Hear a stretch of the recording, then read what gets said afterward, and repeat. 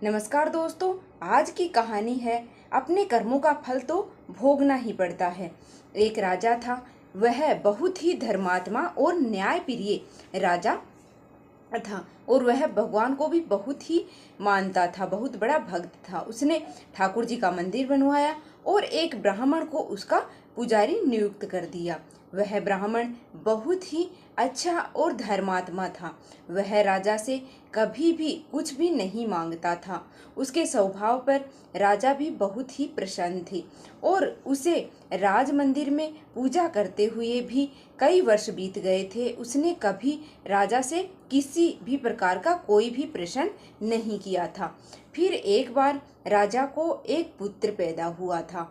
उसने उसे पढ़ा लिखा कर बहुत बड़ा विद्वान बनाया और उसकी शादी एक सुंदर राजकन्या से करवा दी गई। शादी की रात राजकन्या को नींद नहीं आ रही थी और वह इधर उधर घूमने लगी। जब वह अपने पति के पलंग के पास आई तो उसने देखा कि हीरे जवाहरात से जड़ी हुई एक तलवार बाहर रखी हुई है और उस तलवार को म्यान से उसने बाहर निकाला तो वह तलवार बिजली की तरह चमकने लगी। यह देखकर वह डर गई और डर के मारे वह तलवार उसकी हाथ से छूट गई। राजकुमार की गर्दन पर जा गिरी और राजकुमार का सर फट गया, धड़ से अलग हो गया और वह मर गया। वह राजकन्या अपने पति के मरने पर बहुत ही दुखी हुई और वह यह सोचकर बहुत डर गई कि अगर मैं सबको सच बताऊंगी तो कोई भी मेरी बात पर विश्वास नहीं करेगा। सुबह होते ही राजकन्या विलाप करने लगी और कहने लगी कि किसी ने मेरे पति को मार दिया है, कोई मार कर गया है मेरे पति को। लोग वहां इकट्ठा हो गए और राजा भी आ गए। राजा ने आकर पूछा कि किसने मारा है। वह कहने लगी कि मैं नहीं जानती कि वह कौन है, परंतु उसे मैंने ठाकुर जी के मंदिर में जाते हुए देखा है। राजा समेत सभी लोग वहां ठाकुर जी के मंदिर में गए और उन्होंने ब्राह्मण को वहां का पूजा करते हुए देखा। सभी लोगों ने उसे पकड़ लिया और ब्राह्मण ने बहुत ही कहा कि मैंने नहीं मारा, राजकुमार को मैंने नहीं मारा, पर किसी ने उसकी बात नहीं मानी। और राजा ने भी सोचा कि ब्राह्मण निर्दोष हो सकता है, लेकिन सभी के कहने पर राजा ने ब्राह्मण से कहा कि मैं तुम्हें दंड तो नहीं देता, लेकिन जिस हाथ से तुमने मेरे पुत्र पर तलवार चलाई है, तलवार से उसे मारा है, उस हाथ को काटने का आदेश देता हूँ। ऐसा कहकर राजा ने उसका हाथ है वो कटवा दिया, का हाथ कटवा दिया और इस पर ब्राह्मण बहुत दुखी हुआ और राजा को अधर्मी मानकर उसका राज्य छोड़कर वहां से चला गया। और फिर उसने बहुत खोज की कि कोई ऐसा विद्वान ज्योतिषी मिले तो मैं अपने बिना किसी अपराध के हाथ कटने का कारण है उससे जान सकूं। फिर उसने काशी में एक विद्वान ज्योतिषी मिले। वह ज्योतिषी से मिलने के लिए उसके घर पर गया तो वह ज्योतिषी वहां पर नहीं थे। उनकी पत्नी उनकी आलोचना कर रही थी और उन्हें बहुत ही बुरा भला कह रही थी। थोड़ी देर के बाद में ज्योतिषी घर पर आ गए।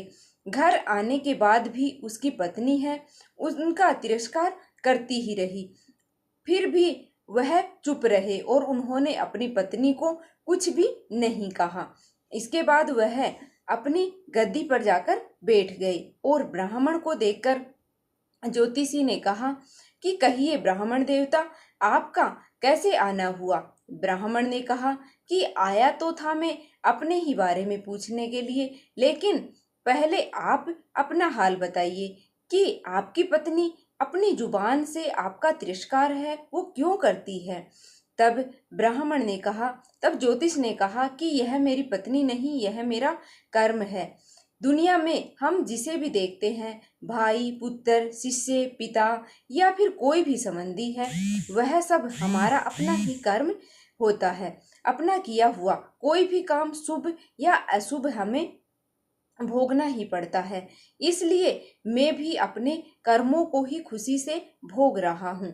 ब्राह्मण ने पूछा कि आपने ऐसा क्या कर्म किया था। तो ज्योतिषी ने कहा कि पूर्व जन्म में मैं एक कौवा था और आज जो मेरी पत्नी है वह एक गधी थी जिसकी पीठ पर एक फोड़ा हो गया था और फोड़े की पीड़ा से वह बहुत ही दुखी थी। उस में कीड़े भी पड़ गए थे। उन्हें खाने के लिए मैं उसके फोड़े पर मारता था, जिससे इस कारण से उसे असहनीय दर्द होता था। एक बार इसकी पीठ पर चोट मारते हुए मेरी चोंच है इसकी हड्डी में घुस गई और यह दर्द से तड़प उठी। मैंने भी चोंच को निकालने के लिए बहुत ही कोशिश की, परंतु वह अटक गई और नहीं निकल सकी। इससे मैंने सोचा कि पानी में मैं अपनी चोंच को निकाल लूंगा और ऐसा सोचकर इसलिए मैंने गंगा नदी में प्रवेश कर लिया। गंगा का प्रवाह तेज होने के कारण हम दोनों बह गए और बीच में ही मर गए। तब गंगा जी के प्रभाव से यह तो ब्राह्मण बनी और मैं बहुत बड़ा ज्योतिषी बना और आज यह मेरी पत्नी बनी है जो कुछ दिनों के लिए मुझे अपने मुंह से गाली निकालकर मुझे दुखी कर देती है। लेकिन मैंने सोच लिया कि इसके दर्द पहुंचाने के लिए मैंने चोंच नहीं मारी थी, इसलिए इसकी समझ में एक दिन अवश्य ही ठीक हो जाएगी और अपने पूर्व का कर्म फल समझकर मैं इसे सहन कर रहा हूँ और मैं इसलिए ही शांत हूँ। उस दिन की प्रतिज्ञा कर रहा हूँ जिस दिन इसका स्वभाव अच्छा हो जाएगा। अब आप कहो कि आप यहाँ किस लिए आए हो। ब्राह्मण ने कहा। अपना सारा समाचार है वो उस ज्योतिषी को सुनाया। पूछा कि मैं अधर्मी हूँ, पापी हूँ, अच्छा हूँ और निरपराध का हाथ क्यों कट गया। ज्योतिषी ने कहा कि राजा ने आपको हाथ नहीं कटवाया, आपके कर्म ने ही आपका हाथ कटवाया है। इस पर ब्राह्मण ने पूछा कि ऐसा किस प्रकार से हुआ। तो ज्योतिषी ने कहा कि पूर्व जन्म में आप एक तपस्वी थे और राजकन्या गाय थी तथा राजकुमार एक कसाई था। जब कसाई गाय को मारने लगा तब गाय अपने जान बचाकर आपके सामने से जंगल में भाग गई थी। पीछे से कसाई आया और आपसे पूछा कि गाय किधर गई। तो आपने जिस तरफ से इशारा किया उसी तरफ अपने हाथ का गाय उस तरफ गई जिस तरफ आपने इशारा किया था। कसाई ने जाकर उस गाय को मार डाला। इतने में ही जंगल में से एक शेर आया और गाय और कसाई दोनों को खा गया। कसाई को राजकुमार और गाय को राजकन्या का जन्म मिला।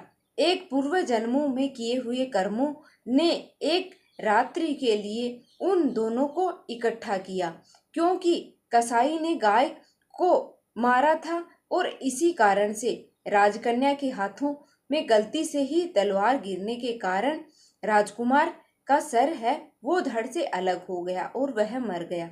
इस तरह से अपना फल देकर कर्म निवृत्त हो गया और तुम्हें हाथ की ओर इशारा किया था, उस पाप कर्म से ही तुम्हारा हाथ है वो कटवा दिया गया। इससे तुम्हारा ही दोष है, किसी और का नहीं। सोचकर सुखपूर्वक अपना जीवन व्यतीत करो। दोस्तों, यदि आप और हम इस कर्म सिद्धांत को मान लें तो जान लीजिए कि हम किसी भी प्रकार के घोर कर्म का फल भोगते हैं तो हम सुखी ही रहेंगे। दोस्तों, आज की यह वीडियो है वो आपको कैसी लगी है? अगर आपको अच्छी लगी है तो प्लीज़ हमारे चैनल को सब्सक्राइब कर लेना और आगे भी आपको ऐसी ही वीडियो हैं वो सबसे पहले मिलती रहेंगी। तो आप हमारे चैनल को सब्सक्राइब कर लेना, वीडियो को लाइक कर देना। तो मिलेंगे फिर से एक और वीडियो के साथ। तब तक के लिए धन्यवाद।